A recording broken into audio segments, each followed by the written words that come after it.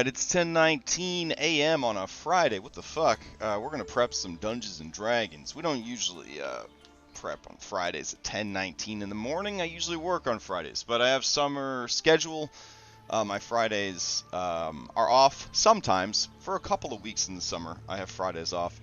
The price I pay is working like 10 or 11-hour days the other 4 days of the week, waking up super early, so I'm pretty tired. Got some sleep last night. Took the dogs on a nice long walk, ate some breakfast, bullshitted with some administrative stuff that I had to take care of, and hung out in chat on my Discord. But I can't ignore this any longer. We've got to finish the prep for this campaign. One, because tomorrow is the finale. And for that reason, two, I don't want to have to wake up at 6 a.m. tomorrow to do a ton of prep. Now, I'll still probably wake up early and do some extra prep tomorrow morning, but I wanted to get as much squared away right now as I could. It was hanging over my head. I was planning to just play some Fire Emblem Awakening and then maybe some Sea of Thieves. But I want to have this done. I don't want this sitting in the background, hovering behind me. Okay, so we're in the final dungeon. There's really not a lot of things they could do to avoid the sort of linear nature of that, right? So then, what else is there? What else is there?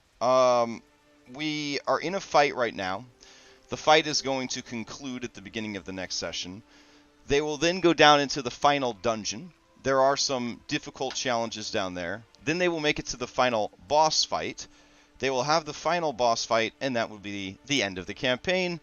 Roll credits, epilogue, big parade in Brindle, blah, blah, blah. Could all of that happen in 3 hours and 50 minutes? Maybe. Maybe. But I did realize something when I was working on the YouTube stuff this past week. They are at 58, I think, sessions. And then that means that there will be 59 will be the last one. And come on, I mean, 59 is the last session. That's not cool. They might as well just keep going, you know what I mean? Like, they've only got a little bit more to go. They could just get all the way to 60, you know what I'm saying? Hey. So what I'm thinking is, and I already ran this by the players, I am not able to play next Saturday. I'm going to be out of town. But the Saturday after that, the 29th, we will not have started Alkenstar yet. So what if we scheduled the 29th to be a buffer, right? So if they don't finish everything tomorrow, we take a week off, we come back, we finish up, and then any other time that we have, we use for like a wrap party essentially for the session. Now, if we finish everything tomorrow morning, just fucking blaze that content, 420 blaze all that content, then we still have that session scheduled to hang out and do like a wrap party, talk about the game, that sort of thing. So that felt like a really good compromise, a really good resolution. It also takes a lot of pressure off me to try and ham-fist this last chunk of content into 3 hours and 50 minutes. It also prevents me from being a rude boy and having the session run, 2 hours over and forcing my friend Orf to cancel his game because a bunch of his players in that game are in my game. And he's already made a lot of allowances around the fact that my game was supposed to end like, a month and a half ago or something, but it didn't. Now, I do want to talk about, before we get into the prepping, that setting a sessions timer on your campaign is both good and bad. Like, I don't think that a campaign should go on forever. I hear about these campaigns that go for like 3, 4, 5, 6, 7, 8, 9 years. But I think that in the future, I need to have sort of like a compromise. Like Skull and Shackles, we were going to go full Oni piece. You know what I'm saying? We were going to go all the way, 700, 800 episodes, being pirates forever. And I think that that would have been all right. Now that I'm watching One Piece and I realize, like, oh wow, yeah, we could have just done this forever. But also, I just needed to change. I needed to change the pace. I needed to end the campaign. And so I had to just tell them, guys, we got to end this campaign. Witchlight I advertised as being a limited run campaign, right? Like it was going to be a short campaign. Could Witchlight have benefited from 4 more episodes? Probably, yeah. Could Witchlight have gone into high levels? Yeah. I had a lot of really cool plans for things that could have gone on after Witchlight, a post-campaign for Witchlight. It would have been very cool. Red-Handed Doom. Could they have had more sessions? Absolutely. Could they have probably gone all the way to 100? I don't think so. But I think that they could have stood to have a few more sessions. I wanted to put pressure on them with a meta timer because this group had 6 players, and amongst those 6 players, there were some people that were very kick down the door and get it done, and there were other people that were debate and discuss, very Mythic Odyssey, right, in their approach to things, like explore all the possible angles, plan and replan, so that even if the plan falls apart, you have a backup plan, but then don't use any of those plans. And we just needed to move things along to its conclusion. So I feel like adding this extra day in, this session 60 as it were, is going to be that solution. It's going to provide a bit more of a bufferage here for the last bits. So, speaking of the last bits, we're going to call this the final stretch. Alright. And we're going to get, I hope, every single part of the final stretch taken care of. So, let's go back to the Fane of Blood. Oh, let me check a couple things. Do I have token HUD enabled? Yes, it's down here. Fantastic. And I'm not going to do anything about it, but I'm going to just check to make sure that make sure the convenient effects is broken AF. Alright, so this guard has all these stats effects. We go down to Fear 3. And it's fine. So it's it's really just Nightfall that's broken. Why? Alright, whatever. My deep and unending sadness cannot be contained or quelled. Fuck a duck. Alright. Okay. Man. Some mad fury here for what I had to go through last night. That's okay. Just wanted to confirm that I wasn't going crazy and that it really was something going on with that particular game server and not all the stuff. I will... What I think I'll do is I'll export this. Then I will disable convenient effects on Nightfall. Restart it with it disabled. Turn it back on. And then install... all of these that I'm about to export. Alright, so let me fix this real quick. Okay, so con fx 071423. Alright, so we'll fuck around with that after this stream is over. Okay, let's see. Glad that's working. Glad everything's working. How wonderful. Alright. We are in the Bloodfane Hall, which is where we left off. They are fighting a ginormous kaiju monster. Now, this kaiju monster cannot be bested. If they kill the priestess, it will continue to fight on without her, and just be like rampaging, essentially. How they need to open this portal here is by destroying the 4 wells to stop the flow of blood. I will say that when she dies, the creature, we will say, is stunned for a round. So that will be some kind of reward for taking her out, plus removing her spells and action economy from the equation. So the idea is they destroy these wells, and then that will kind of stop feeding blood into these. These lights would go out, this portal would disappear, and then they can go down into the dungeon. How much damage are we talking about? We're talking about less than 400 damage for 7 characters, because really I count the Beast Heart as 2 characters, because it's got way more action economy than a single character would have. Maybe not as much as 2 full characters would have, but pretty close. Alright, so then they head downstairs. So that fight, it's happening. We've got it. So, this would be Blood Priestess, and we will add, if she dies, the other option is if she dies,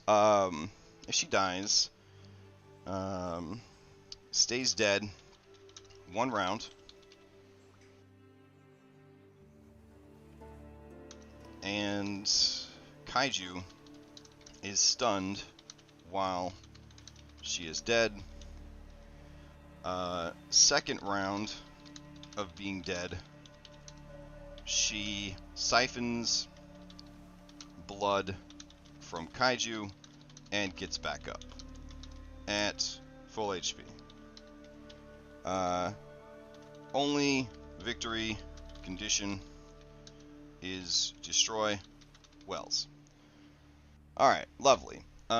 Chains on Brazier. I'm going to get this off the post-it note from last week. AC 25, DR 25. Okay. And HP 25. So they are kind of hard to kill. Let's see. Athletics DC 25. So that's probably the way to go. Student Athletics DC.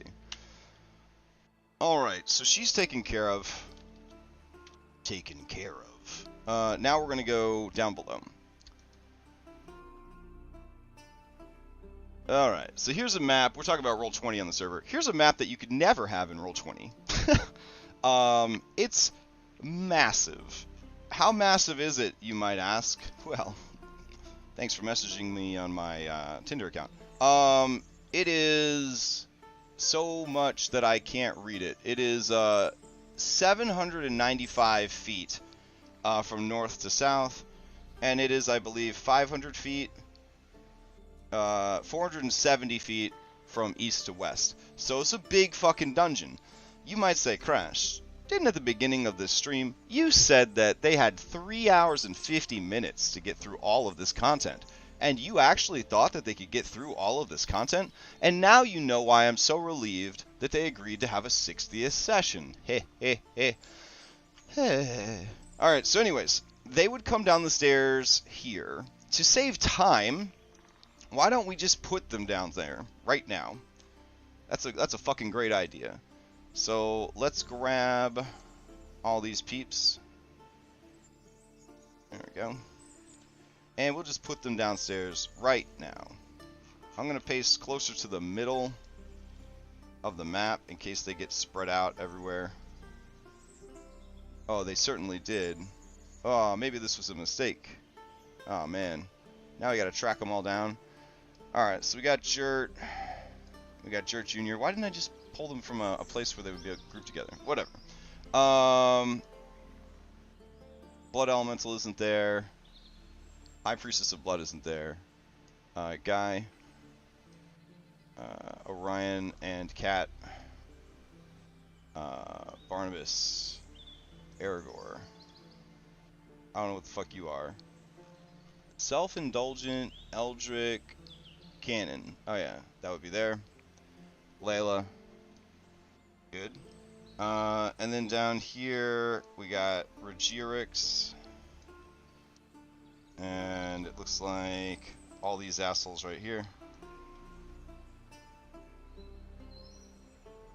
Beautiful. Okay. And Braun Bronson, Knight of Brindle. Alright, great. So to save time, we'll already have their minis down here. That's a good idea. Alright. And I don't believe I missed anyone else. I think they're all here. Okay. So as they're exploring this place, this monster back here is going to come into play. This very powerful Neothid. Oh, hey, what's up? And then we need the Alhoun to make its first appearance. I know this feels very JRPG with the Alhoun showing up at the last minute, being like, here I am," and I get that, but that's just how it panned out.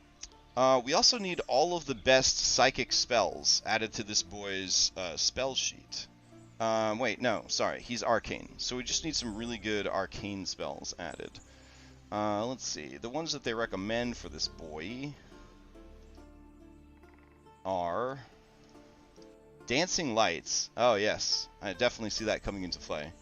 Detect Magic, Detect Thoughts, Disguise Self, Mage Hand, Prestidigitation. And then once per day, Dominate Monster, Globe of Invulnerability, Invisibility, Modify Memory, Plane Shift, and Wall of Force. Alright, so let's get started. Dominate Monster. Keep in mind, this is like the strongest Alhoun they have, so I feel like he would be a little bit stronger than this. Let's give him a Circle of Death. If you're an undead spellcaster and you're not dropping Circle of Death, I don't know what you're doing with your life. Globe of Invulnerability, for sure. Invisibility. Let's just go with Greater. Save time. Wall of Force. Why not? And let's see. Modify Memory. And let's see. Psychic. Scream. Oh, for sure. Let's see. Psychic. Lance. Lovely. Alright. What else would he have? Mind Spike. Or Mind Sliver, for sure. Alright. Shield Spell. Gotta have Shield Spell. I don't need the spell part there. There we go. Shield. Good. And, of course, Counter Spell. For all the counter spells. Alright. 4th, 5th, 6th. So he just needs a 7th level spell. What's a good 7th level psychic spell? Alright, let me head over to D&D Beyond. I'm going to go to Game Rules, Spells, All Spells. All Spells. I really meant it, for real. There we go. Let's see. We will use filters. Damage type. Psychic. And filter.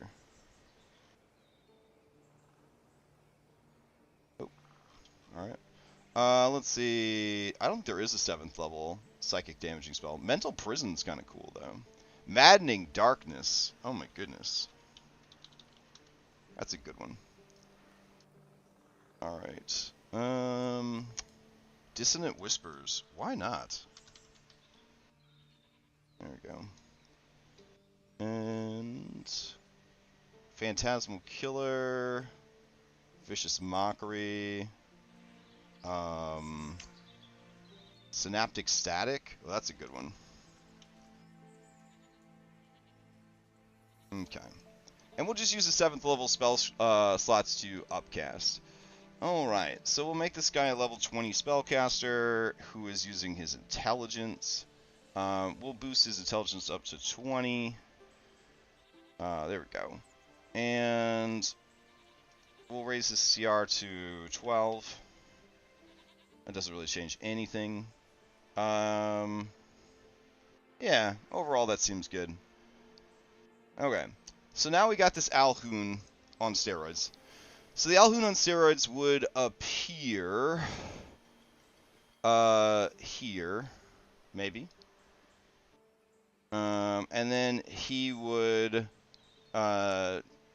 summon forth this creature, and it would start like attacking the party. So he would fight them, strafing away from him as he goes, while this creature is trying to catch up with them. So that seems pretty good. So as they're making their way through the dungeon, we got some Mind Flayer zombies, which is pretty cool. Sorry, mummies. Mind Flayer mummies. And then there's some Sanguine Blessed Hobgoblins. It's just a whole thing. But the whole point is they have to, they have to keep moving. because this creature is going to pursue them relentlessly. Now, eventually, Jert's Boomerang will stop the creature. So, so we'll put Final Dungeon, and then we'll put Alhoon appears, Kite's party for a bit. So Alhoon appears, summons the Neothelid, Kite's party for a bit, and then Jert's Boomerang arrives, caves in the tunnels. Alright, so then they've got Wall of Flesh. Also, Alhoon appears, Kite's party from when bloodied, he disappears. I guess we'll give him contingency. That's still a spell, right? Contingency. There we go. And teleport. Alright, cool. And let's see. The players shouldn't be on right now, so we'll go ahead and give this guy a long rest so he gets all his spell slots back. There we go. Alright, so his contingency will be when he's bloodied, he teleports away. Alright, that sounds good. So, ooh, who's this? Oh, this is Maria. She's not actually here. That's fun. Alright, so they're going to make their way through. That means we'll need some debris to fall down. So let's go grab debris from our maps folder. Our general maps folder, I should say. Here we go. Debris. So, the most powerful debris in the world, that debris. So, wherever they happen to stop this creature, I think right here is a good spot. As they leave one map and go to the other, that is where we will have the wall. So, I'm going to put a note here for myself. So that I remember that this is the spot. Alright. Hide that marker from the players. Okay. And then I could even put a secret door in there if I wanted to, just to have it all ready to go, save time during the session. Not a bad idea. So, secret door. I will put it here and here. Okay. And I'll make sure that those doors are open. There we go. And I don't believe, since they're secret doors, that the door icons will show up for the players. So I don't think they'll know that there's a secret door there. Hey, what's up, Safachu?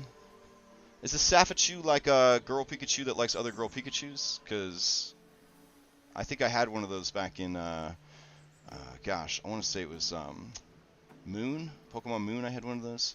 Yeah. Let's see. They make their way through. There's all these sorts of, like, creepy, mummified mind flayers. They're running away from the Neothid. They make it here. The tunnel collapses. Now they're in this final section.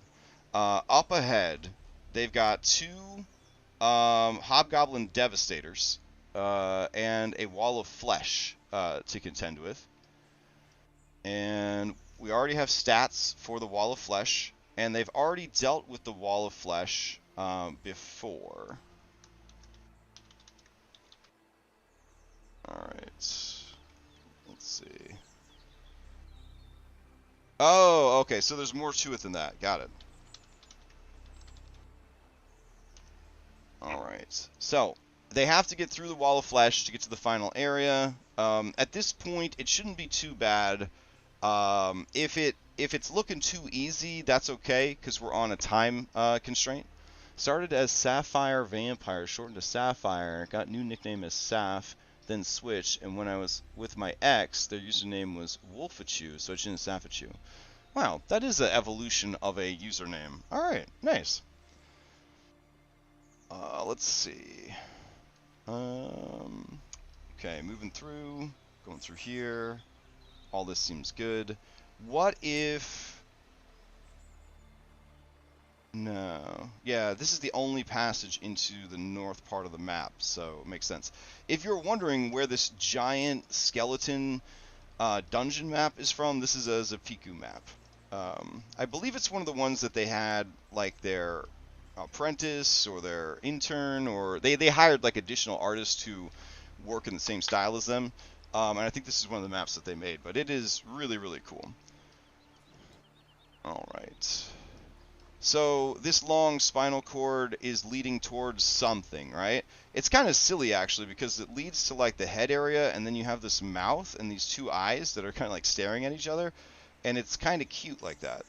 Um, we could have gone the extra mile and made these eyeballs move, but I sort of wanted to save that effect for the final boss. So now we go back to the final boss room. Let's see, Wall of Flesh. If it's too easy, that is okay. If it is too hard, start sacrificing NPCs. Alright. Then they push through, and they get to the Sanguine King. Alright. And let's see. So the Sanguine King, Leo Hata Drayora, it has had better days. So this is him when he was alive and well, and this is him right now. He's not having a good time. His body's being rebuilt, the ritual is complete, but he needs more blood, more souls, and more death so that he can arise. Now, speaking of souls, let's go back to the Bloodfane Hall and grab all of these adorable little tadpole souls, and we'll bring them over to here, because I think that will add... where did they go? Are they just really small? Did they get pasted off to the side? Oh, here they are. Oh. Alright. Let's see. I could barely see them swimming around. Shit. Alright. Let me lock this layer. Oh, they ended up below everything. There we go. Oh, so there's that eyeball I was talking about. Alright. So we could have all these little souls swirling around him. Like he's collecting them and getting stronger from them. Yeah, that's really spooky looking. Okay. So, in this room, getting ready for the end, we have Azarkul, the champion of blood. And it looks like we made him a character sheet. I don't know if we finished it. We started giving him cleric abilities, and we didn't finish it. Or cleric spells. So we could go and do that real quick. Let's see. Get rid of psychic. And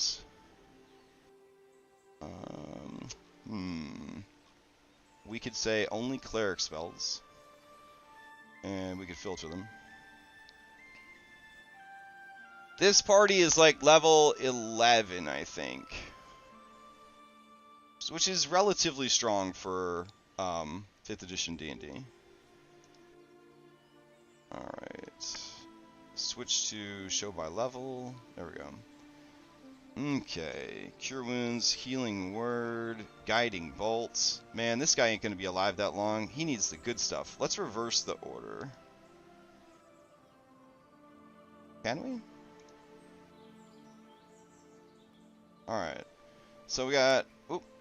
Oop. Keep switching it back and forth. Harm. Didn't think about that. That'd be a good one. Harm is just what? Guaranteed 70 damage? 14d6 necrotic. The damage can't reduce targets below 1. If they fail the saving throw, its maximum hit points is reduced by 1 hour. Oh, yeah. Alright. Harm sounds good. Okay.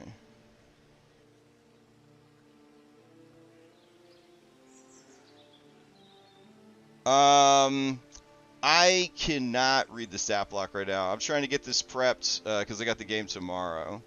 If you want, you could join my Discord server and you could post it in the DM section or the homebrew section, and I bet quite a few people would like to look at it. You gotta hit me up on Discord for an invite. There you go. Do we still have numbers associated with our stuff, or are we just who we are? Oh, never mind. It's just Crash Jam. There's no numbers anymore. So yeah, if you hit me up, I'll get you an invite. Alright.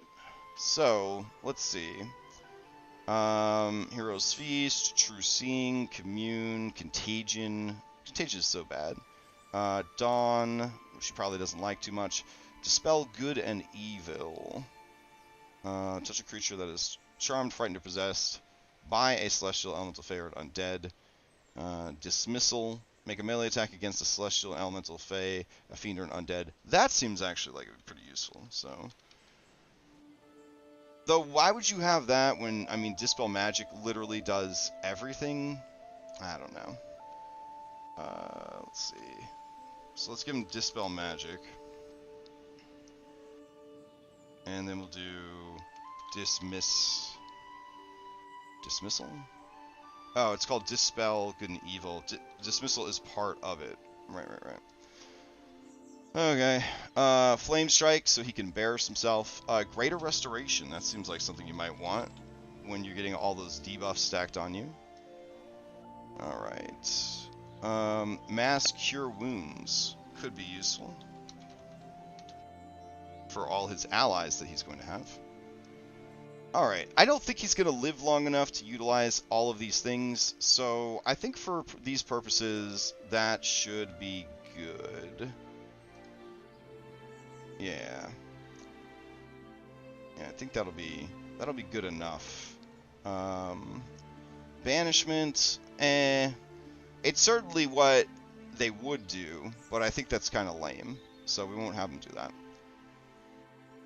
Stone Shape, Locate Creatures, Guardian of Faith. I think we're in a good spot for him. Alright, so as our Cool the Champion of Blood, he ain't all that. He's just a man. But he does have working for him some Erinnyes. There we go. Erinnyes Rope variant. So, let's see. I hope their monster name is not Rope variant. It is. Adorable. Okay. They're hostile. They will have, I don't know, purple blood. That works. Update. Very tempted to take them as is. Just need some good Erinnyes art. I have some for my other game, my Greek game, but I don't think I have them for this. So let's see if we can find a cool Erinnyes real quick.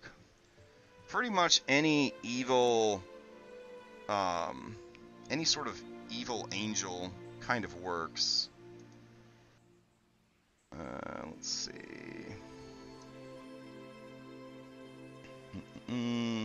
That one's pretty cool right there. The Pathfinder Erinnyes.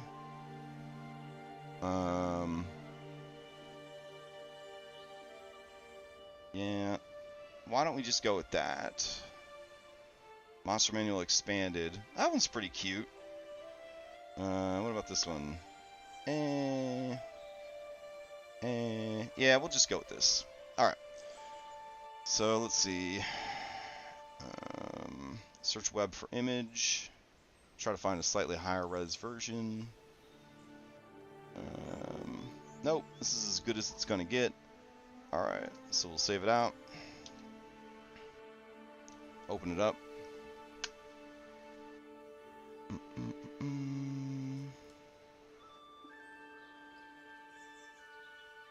Also, Sapphic Chew, my games, they run like a lot of extra stuff, so I'm confident that my level 11 people could probably defeat any CR10, anything in the world in one round of combat. It's not a boast, it's actually me crying because they're so strong. But yeah. Let's see. Classic. Alright. Like, I wish they weren't that strong. But sometimes, you know, just need more Golden Rams. Yeah, that's true. We'll find out Sunday night how they're doing against Golden Rams. Let's see. Object selection tool. Let's try to get the background off of here. Not a great job. Select subject. Alright.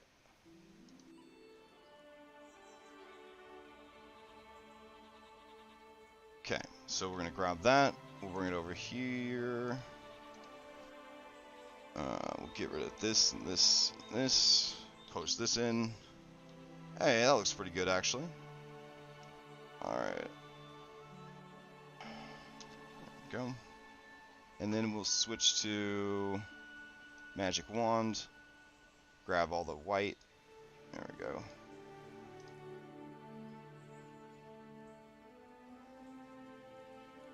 Excellent. Alright. Save it out. As Red Hand of Doom. Yes. Token. Alright. Head back over. And we'll go to... Where is our tokens folder? Fiends. I'll add these in. Alright. Grab that. And then we'll go to prototype. And change out the art here. And good. And I'm willing to use them kind of as is here. That is fine with me. I don't see the benefit here of having a longsword be versatile. Other than they can easily switch to their longbow. So overall, it should be okay. It should be okay. Alright, let's go grab this rope of entanglement. We'll go to commodities. Fuck, where would ropes be? Materials? No? Tools, maybe? Can't ever remember where this stuff is. Currency cloth. Sundries? Miscellaneous?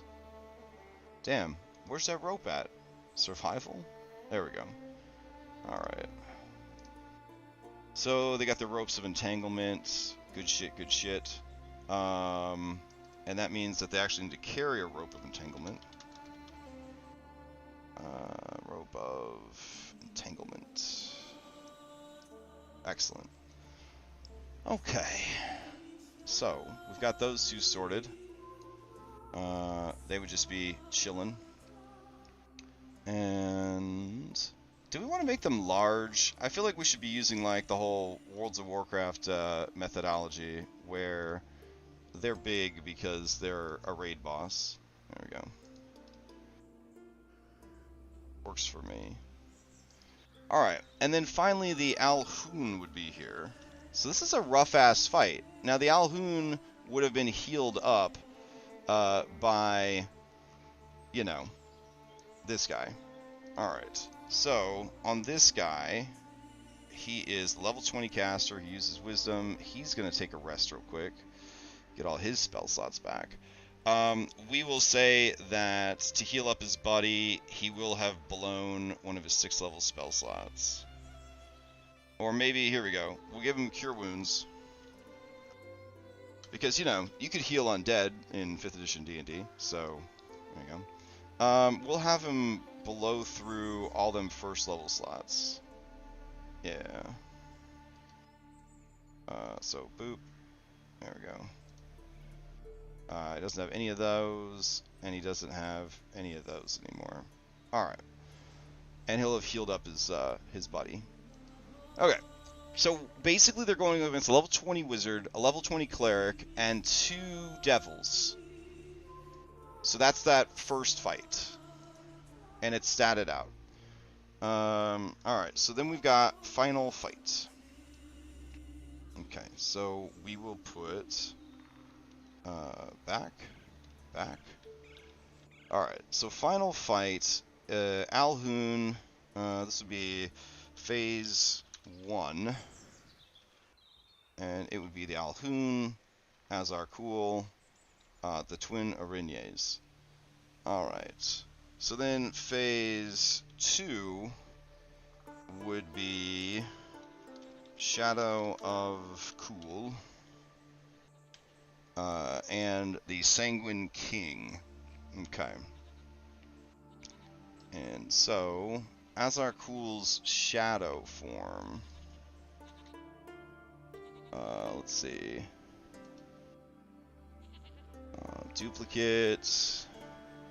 Azarkul. Shadow of Death. Alright. So, Azarkul, the Shadow of Death, would look like this. There we go. And his prototype would look like this. Okay. Alright. And what I'm thinking is a Night Stalker. That sounds fun. So we're going to go and get a Night Stalker? That's what they're called, right? There we go. Alright. So,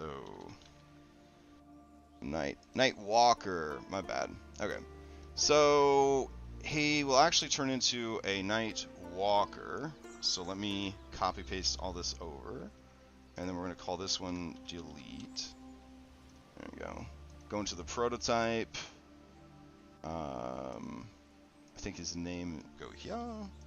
Okay, and then it would be hovered by anyone. And we're going to link that actor, and it's going to be 3x3. That's beautiful. He will bleed black. Doesn't need vision. Doesn't need light source. Let's see. Okay. Display, always for owner. And appearance. So, go here and grab this. Update, and we'll go. One creature can see within 300 feet. They must make a DC 21 Wisdom saving throw, or take 60-12 necrotic damage and become frightened until the end of the Nightwalker's next turn. While frightened this way, the creature is also paralyzed. If the target's saving throw is successful, the target is immune to the Finger of Doom for the next 24 hours. So here's the thing, they're immune to frighten. So all this is going to be is a ranged attack that deals some necrotic damage. Because Hero's Feast exists. So it sounds like a really dope ability, but it's really not that cool. So what we'll do with Finger of Doom is we will just give him Finger of Death. There we go. Alright. And with Finger of Death, he has, let's see, using a negative energy coursing through a creature that you can see within range, Searing Pain, must make a Constitution saving throw, take 7d8 plus 30 necrotic damage on a failed save, or half as much on a successful one. A humanoid killed by this spell returns as a zombie.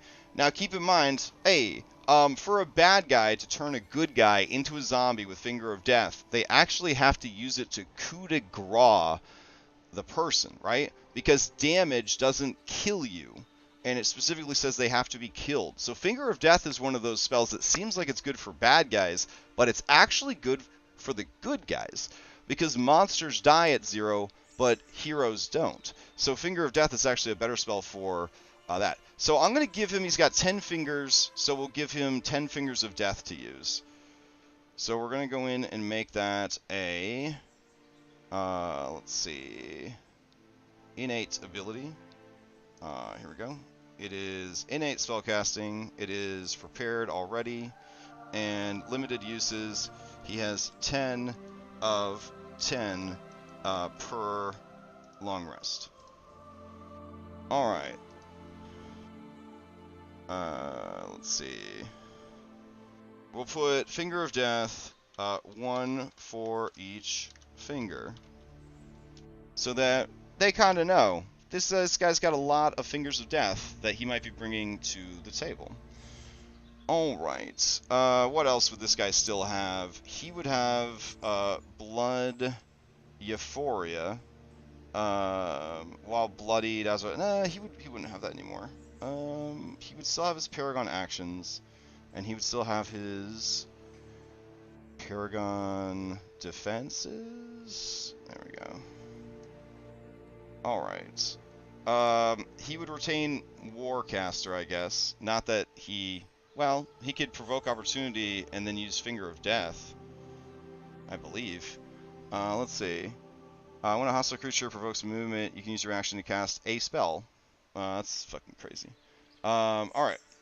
And then he wouldn't have his items anymore. He wouldn't have his vampiric weaknesses anymore. He does not have any vulnerabilities anymore. He's got Finger of Doom, so we'll throw that away. He's kind of like a one-trick pony at this point, which is a little disappointing. It makes 2 enervating attacks, one of which can be replaced by Finger of Death. There we go. Alright. And what else should we give this dude? Let's give him Phase Step. Let's see. We'll give him Far Step. There we go. And we will do At Will Far Step. Okay. So that seems pretty dope. So then he's just by himself, so that's sort of a tank and spank. But he's not by himself because he is being assisted by the Sanguine King in the background, which would then bring us to Phase 3. But what is the Sanguine King bringing to the table? Alright. So, that's a great question. Claws of the Veil, Blood Kaiju Claws. Oh shit, I was supposed to use these in the other fight. Whoops. Let's go back to that real quick.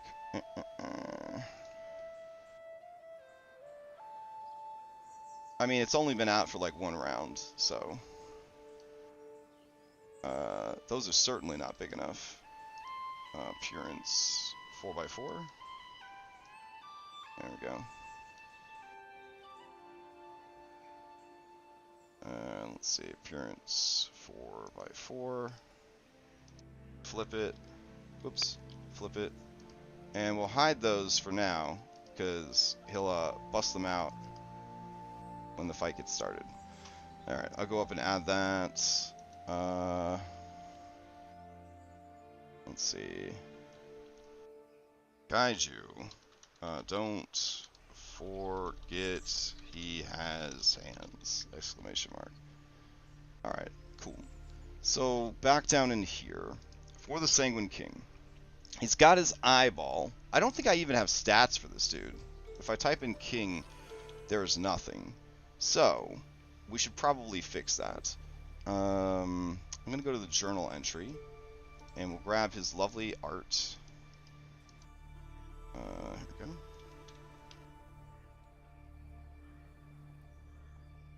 And we'll go back down here, and we will turn on our bloody... Oh, hey, what's up? The Nickel Nips. Oh, that's a good name. Alright, we'll give him a red hand border. Yeah, that works. And then we'll just drop his adorable mug down in there. This is like the picture on his driver's license sort of thing. He's got to have some kind of token to represent him. And just a skull with 1 eyeball just doesn't look great. So, Red Hand of Doom, Sanguine King Mini. Okay. Heading back over. Alright. So what could this guy be that is really beefy? I need something that's really beefy. We've already fought a lot of beefy shit, but we need something extra beefy here. So, let's see. Sources. Nope. Game rules, monsters. It is the name of names. Is that because your nips are the size of nickels? Is that why you have that name? I don't know why I'm trying to figure out everybody's usernames today. Let's see. We'll sort it by CR. Alright, aspect of Bahamut, aspect of Tiamat. That could be fun. Technically, the boss of this game is supposed to be the aspect of Tiamat. If I reskin the aspect of Tiamat, that could be a very fun thing. Alright, so let's do that. We're going to go ahead and grab aspect of Tiamat. And drag that over. Alright. Tokens. And NPCs major. Alright. So we'll go in here, grab that. Okay. And we will change this to... Well, let's get the prototype art changed first. Alright, so he definitely bleeds blood. There we go. And change his name.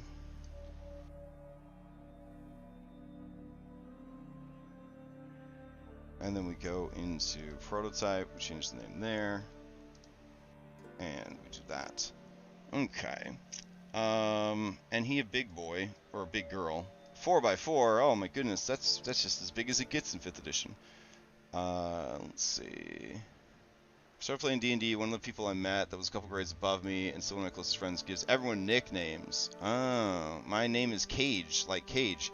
So the original nickname he gave me was Nicolas Cage, and then shenanigans happened one morning in the cafeteria during breakfast, and it was morphed into Nickel Nips Cage. Oh, okay. Alright. So, let's figure out where the king ended up. He's in the bosses folder, I hope. There we go. And he needs his hands and his other body parts. So, after we get this cleaned up, we'll go ahead and start adding extra body parts in. Alright, so you were Tiamat, but you're not Tiamat anymore. So, you do have a bite, but I assume that they'd have to get pretty close for you to do it. So, let's see. And you could tell this is a post-Mordenkainen's multiverse monster because it's dealing force damage with its bite. So you know it ain't no joke. Let's see. In order to get these to work, sadly, I have to drag them out and then drag them back in. Alright. So let's get rid of all these. There we go.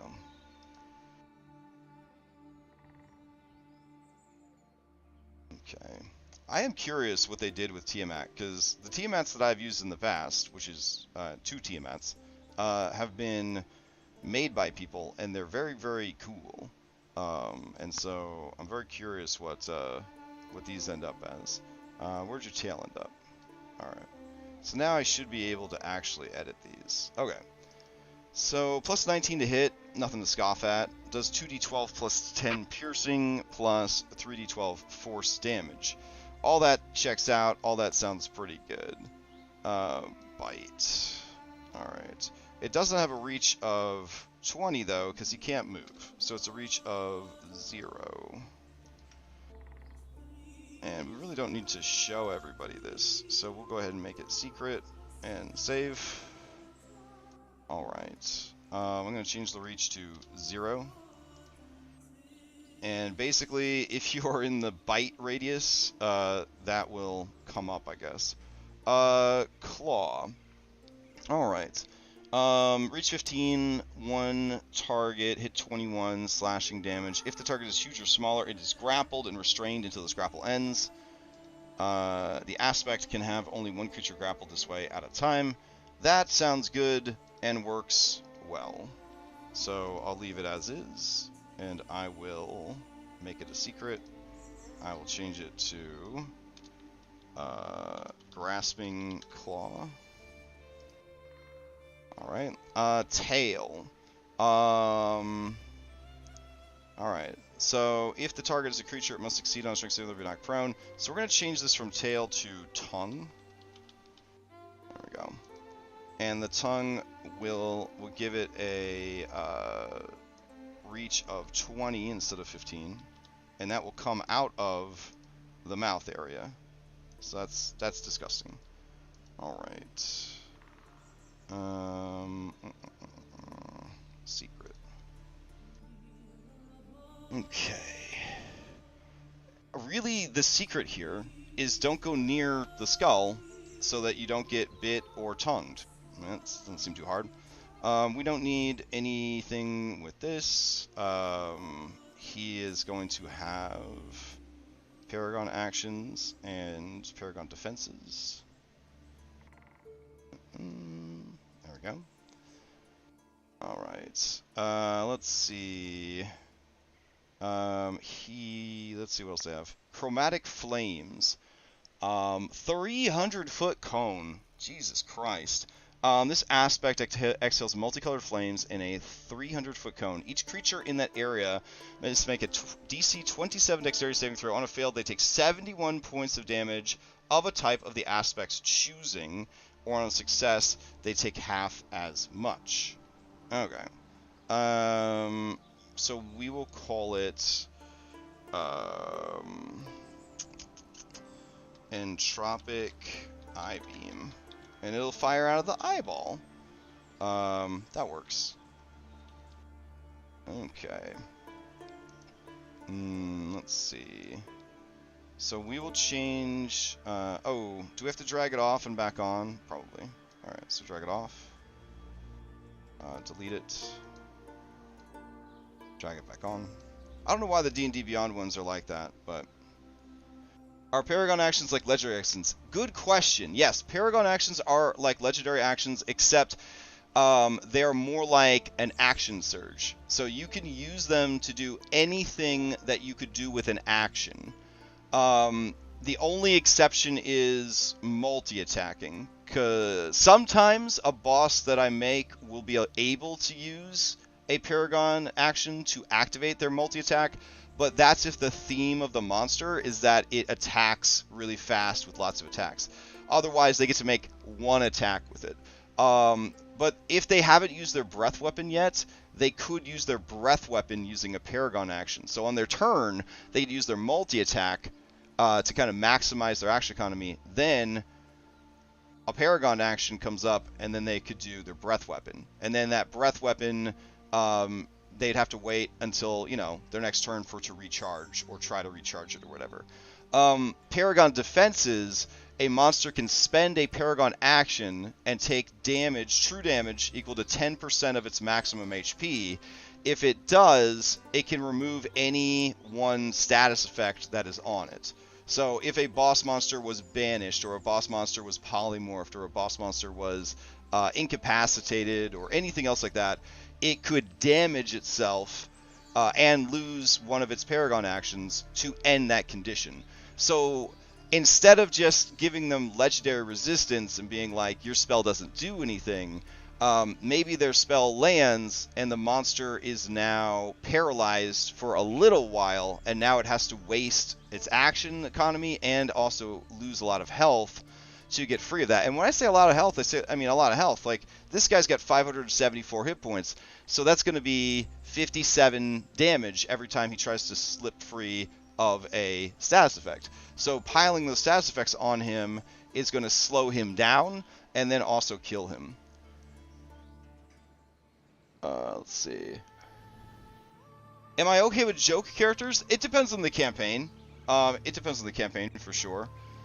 In my One Curse of Strahd game, someone's on their third character, and they made a character called Taylor the Swift, and that's kind of the only jokey part about the character is just the name. But I've been in games and I've played in games where we made joke characters, and it's pretty fun. Gotcha. So Paragon Defense is like Ledger Resistance at a 10% hit point cost activated on the monster's turn. Well, activated when it would normally activate a legendary action. Yeah. Alright, so Entropic Eye Beam. So this will be a 10-foot wide. Oops, I got rid of the damage. Hold on. 11d12. Okay. So let's leave that. Okay. So line 10 feet wide, 300 feet long. Period. On a failed save, it takes one of the aspects choosing, and the damage that it will deal is going to be necrotic, force. I don't know why you wouldn't do force damage. Let's see, necrotic, force, or electric. That sounds good. No, lightning is what it's called. All right. All right. There we go. On a successful save, the creature takes half as much damage. Sure. All right. The DC is quite high at 27. I don't know what we're gonna do about that, but let's see. Furious Bite. The aspect makes one bite attack. If the attack hits a creature, that target must succeed on a DC 27 wisdom save or become frightened. Womp womp. Nobody's gonna go fight Tiamat without taking a Hero's Feast. Are you kidding me? Come on. So let's see. We will put Draining Bite. Alright, and what we'll do here is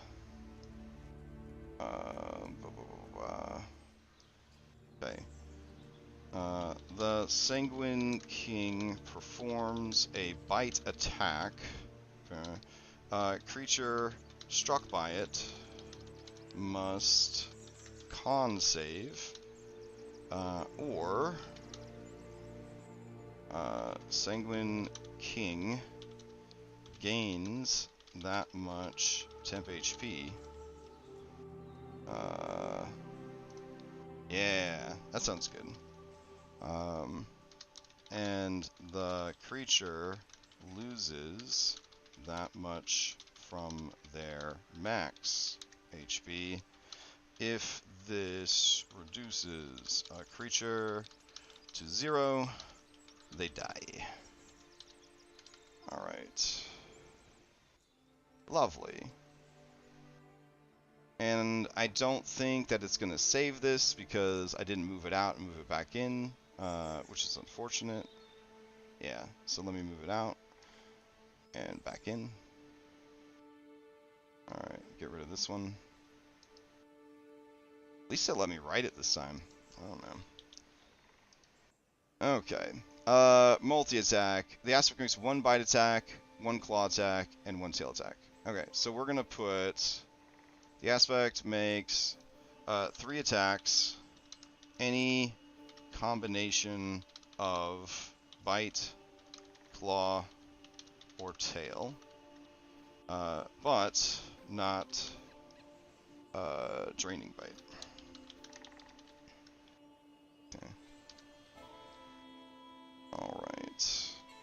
Let's see. Chromatic Wrath. If the aspect would be reduced to 0, her current hit points total instead resets to 500.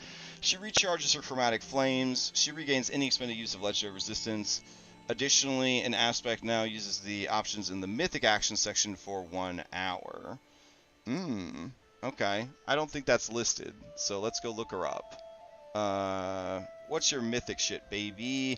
Hurl through Avernus. The aspect targets a creature she is grappling. The creature must succeed on a DC 25 charisma saving throw, or take 8d10 psychic damage to be banished to Avernus. At the start of the aspect's next turn, the creature reappears in an occupied space within 10 feet of the aspect. Alright, I like that. So, we will add that as a bloodied ability. So, bloodied. Banished to the battlefields.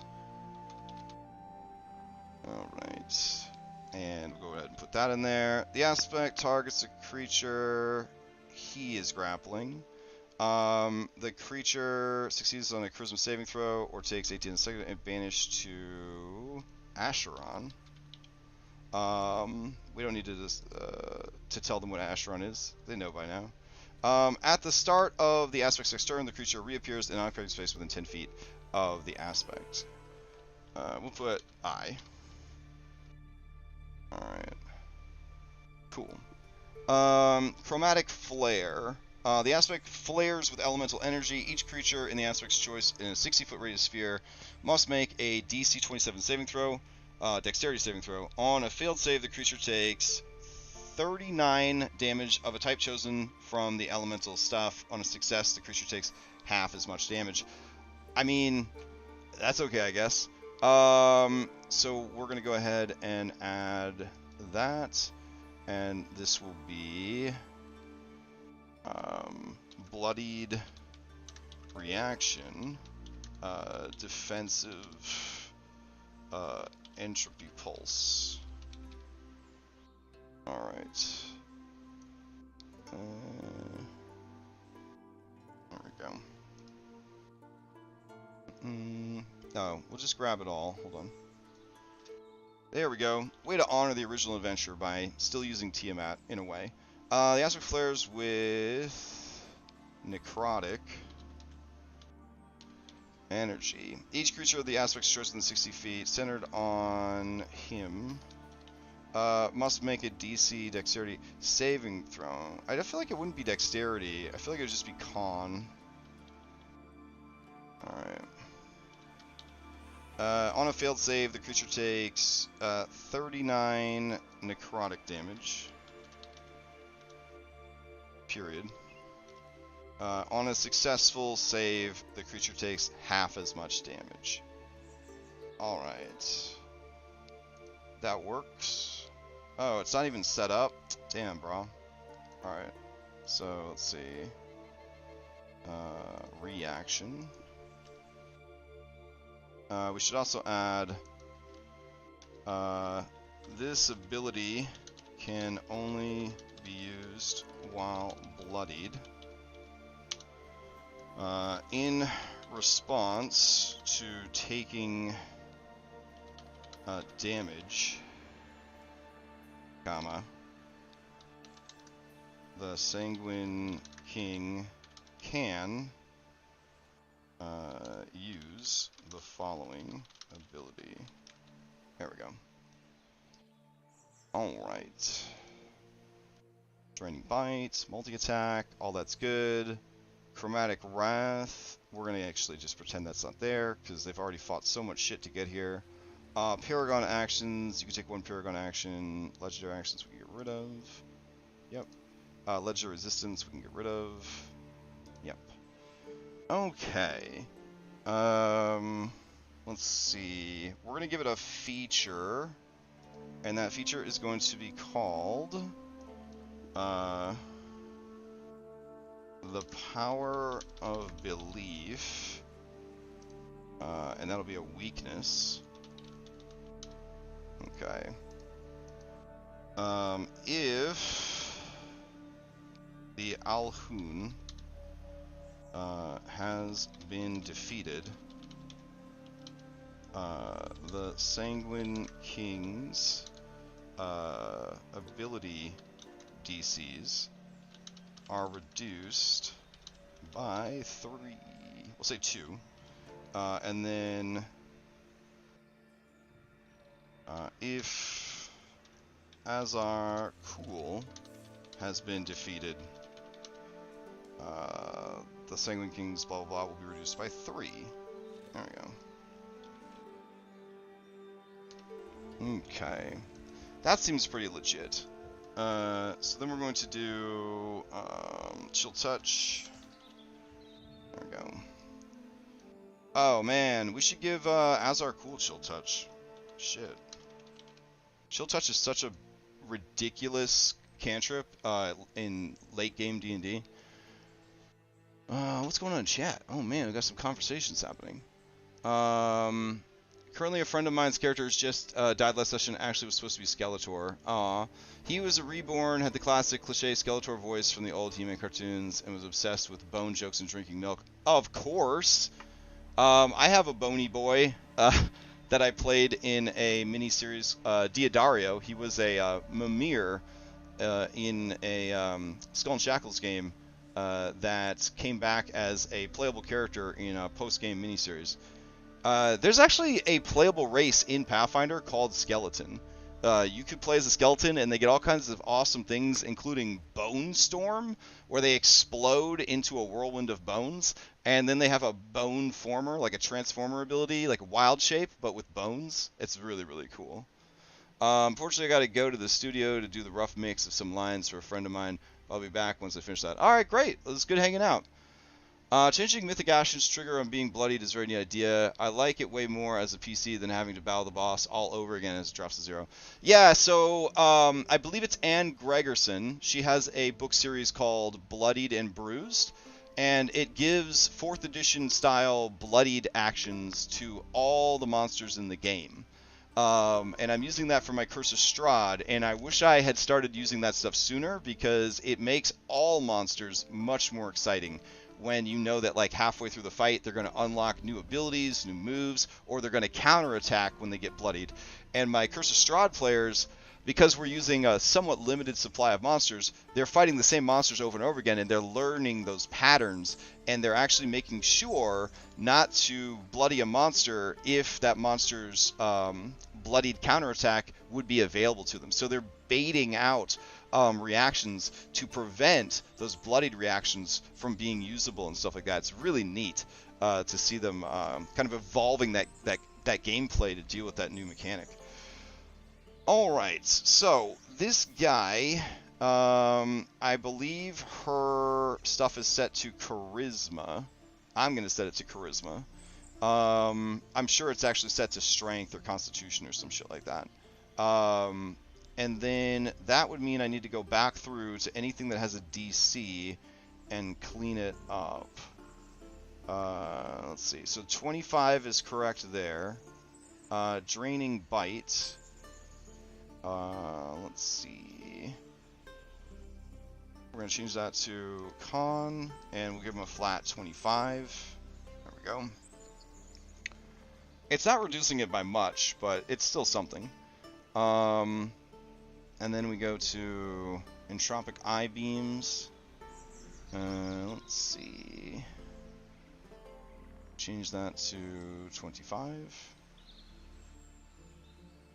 And I believe it's 11d12. They didn't do a damage calculation. That's rad. Alright, so change this to 25. Go in here. It's 11d12.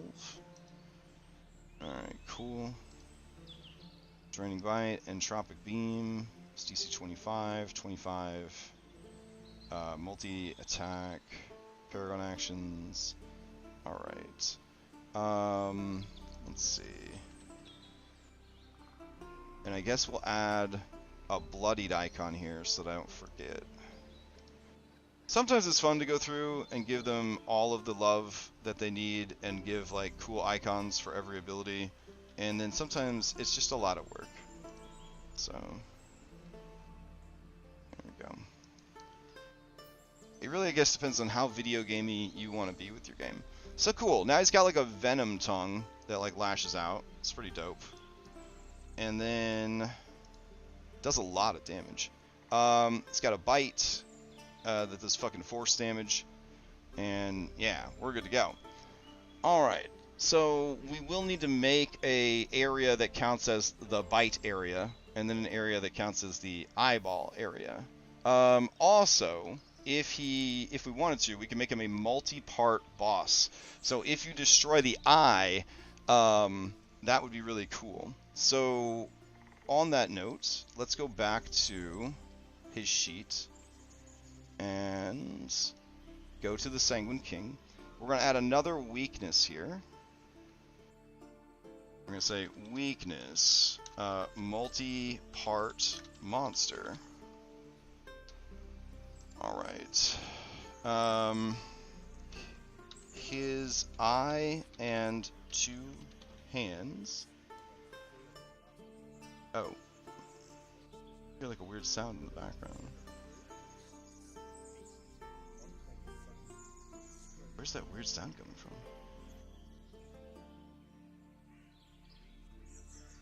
Oh.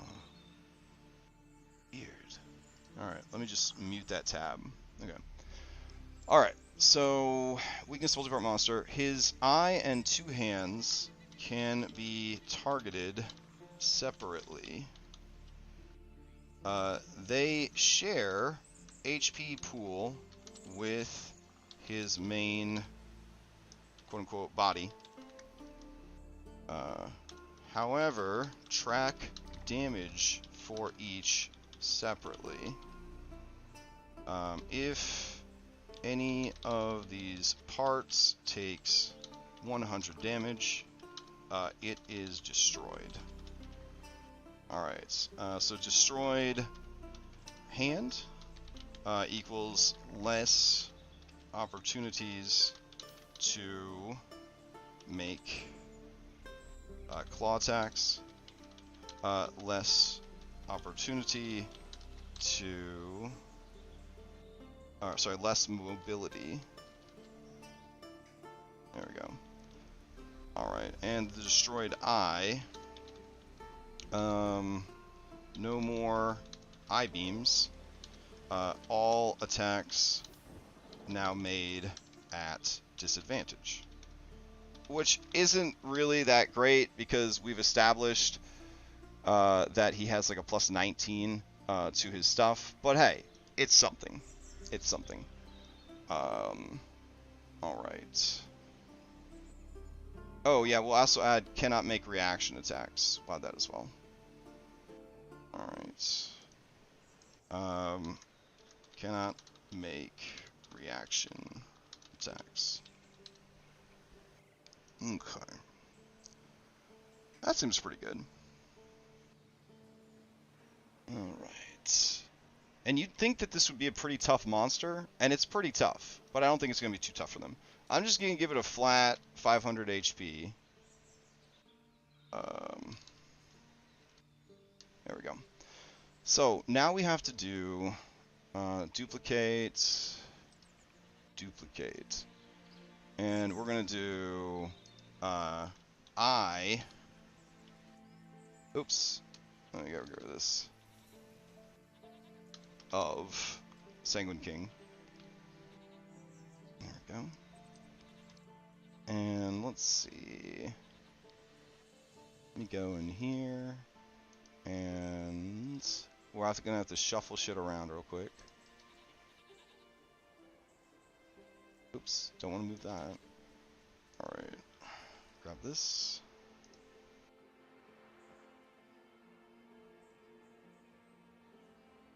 Okay. Well, that broke it. That's sad.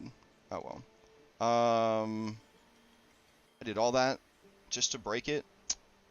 A pity. Alright, so we'll go into here. We'll make that the eyeball.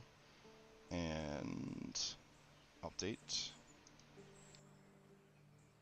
Okay. Let's see. Let's get to this to the back again. There we go. And the eye is only going to have 100 hit points. And the eye is going to have a very low armor class. We're going to give it an armor class of like 14. There we go. Cool. And actually, let's make it 10 less. He has 23, so we'll make it 13. Alright, cool. So the eye can't do any of this stuff except fire the eye beams, but I don't really need to change that. I just needed something to track the eye's hit points. So I'll drag this over, and I'll just have the eye's health over here, and I will hide it. Alright. And then I will have the Sanguine King's character sheet right here, and I will hide it. And then we got to make his hands. Alright. So, right hand of Sanguine King. Alright, let's see. Bloodfane. Where did I put these tokens? Fane of Blood. That's all I got there. Tokens. As are cool.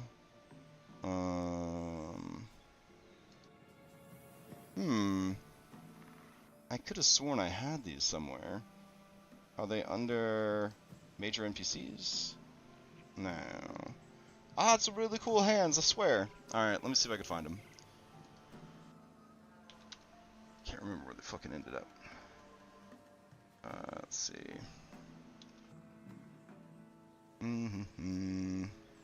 So, scroll.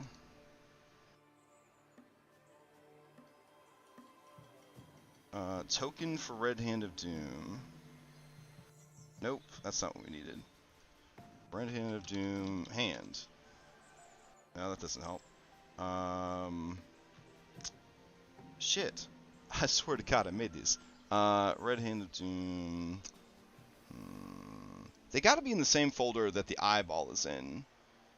So, I gotta shuffle these guys yet again. Hold on. Go down. Go down. Alright. What folder are you in? Here, I'm just gonna take this, paste it down here. Alright. So, you're there. Where did the fucking hands end up? Tokens, Fane of Blood. As are cool. Beast, bosses, maybe? Nope. Brindle, Elves, Fane? Hey! Hey! We found him. Alright. So we've got, yeah. Alright, sweet. Oh, so I did have an eyeball, thing to display it. Yeah, good for me. Alright, so we got, what hand is this? Hand 1, hand 2? Okay. Left hand, right hand? Alright. So, right hand. Nice. Alright, so we can delete that, and then to the back. Alright. So, right hand goes here. Cool. Prototype goes here. Identity, we're just going to call it right hand.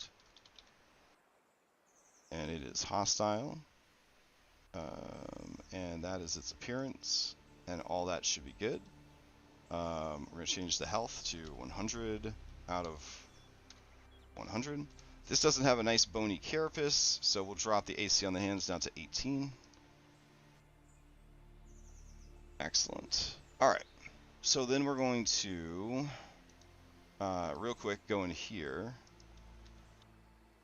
And switch this to the eyeball. There we go. And then we're going to duplicate this. And we're going to call this left hand of the Sanguine King. We'll go here. Change it out for the left hand.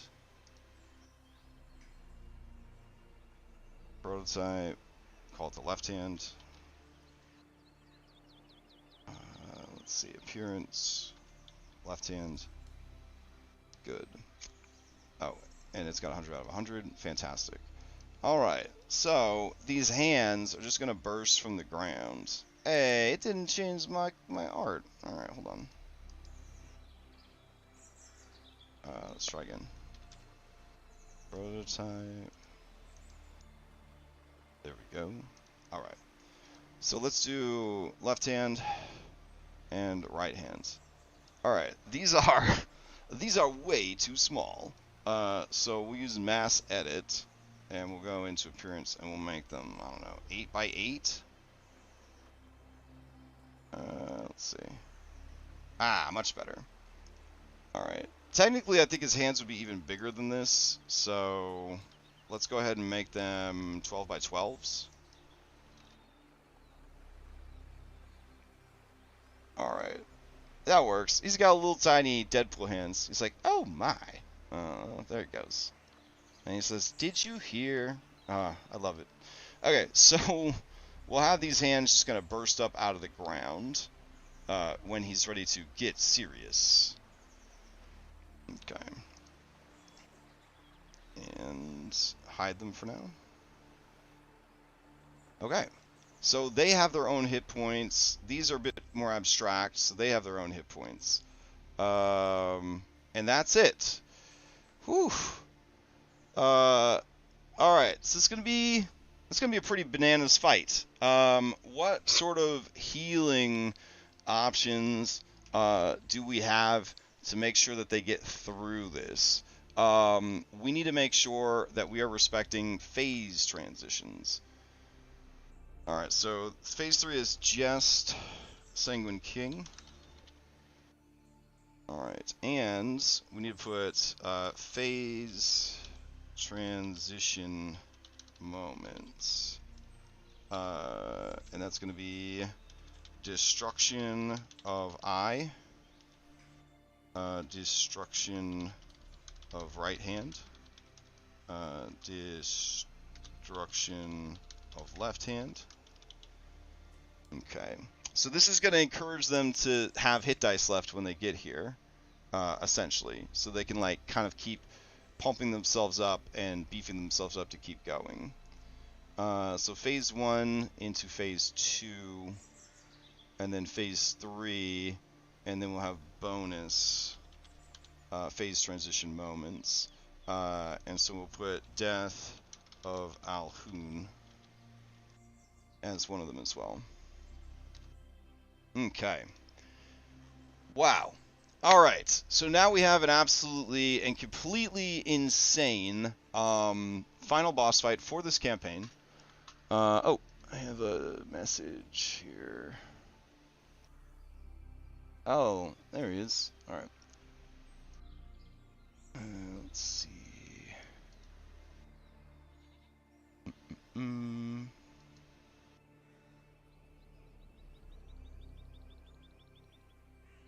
Okay.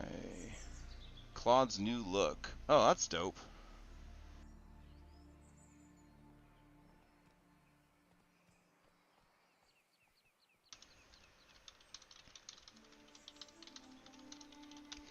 Alright, so that's it. We got the big battle tomorrow morning.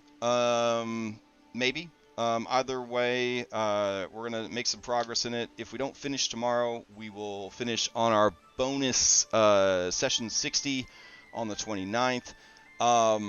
Tomorrow morning, all we have to do is get our head in the right place, come up with some potential epilogue stuff, and just scroll through our notes, make sure that we are not missing anything that might be interesting or useful. But I'm pretty sure we just knocked all that stuff out. Very cool. Apparently I wanted to throw tendrils in there, but oh well. Stats for his mommy, art, stats, we got all that. Check all that off. Multi-phase boss, finale's done. Wall of Flesh boss is done. Mind Flayers, Vampiric Hobgoblins, Devils, check. And so the entire Fane Hall is done. Fane entrance, they have already completed all of that. Big check. And Regirix revealed location of the final dungeon. Check, check, check, check, check, check, check. Boom. Oh, Guy Memories, we covered that as well.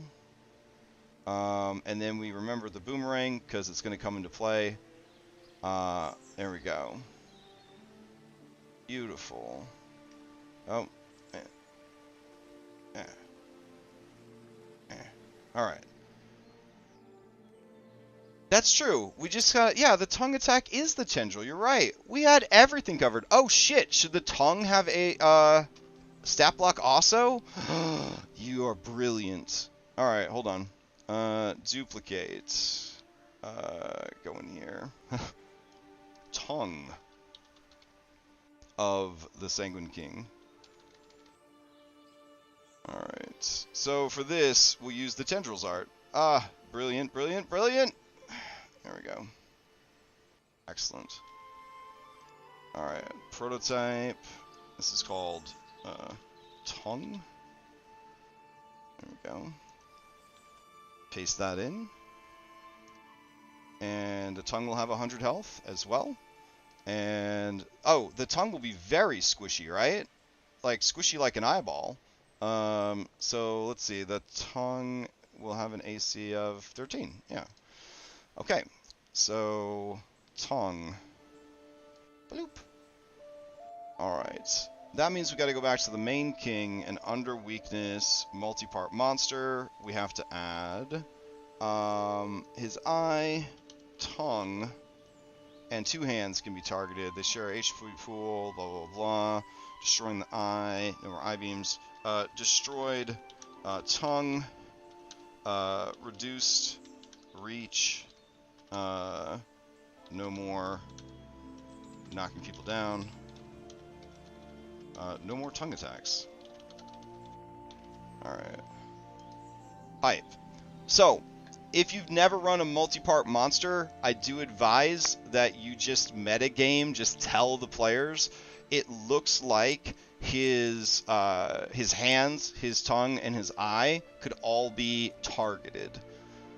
Maybe don't tell them that it shares an HP pool, but you might want to do that.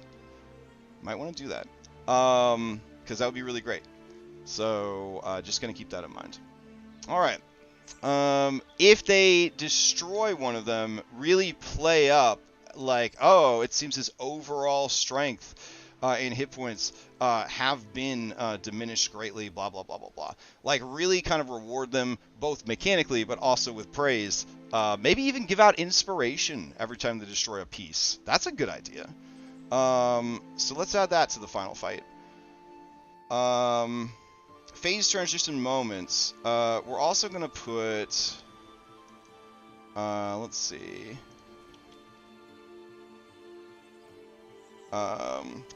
Whenever a phase transition happens, players can spend 1 hit die and gain 1 inspiration.